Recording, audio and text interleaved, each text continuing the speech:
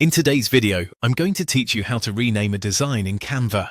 If you've ever ended up with a Canva project called something generic like Untitled Design, or an old file name that no longer matches what you're working on, this is a quick and helpful skill to know. Renaming your design makes it much easier to stay organized, especially if you create a lot of projects or need to find your work later. To get started, open your design in Canva so you're inside the editor view. This is the screen where you can actually make changes to your project. Once your design is open, look toward the top area of the editor. You'll want to find the current project title, which is usually located in the top toolbar or near the top right corner, depending on the version of Canva you're using.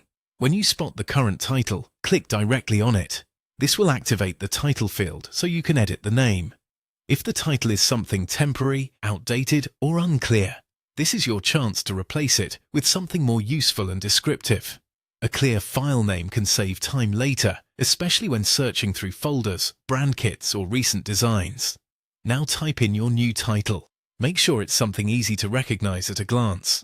For example, you might want to include the project type, date, or purpose, if that helps you stay organized. Keep the name simple, but specific enough that you'll know exactly what the design is when you see it again. After typing the new title, press Enter on your keyboard to confirm the change. If you prefer,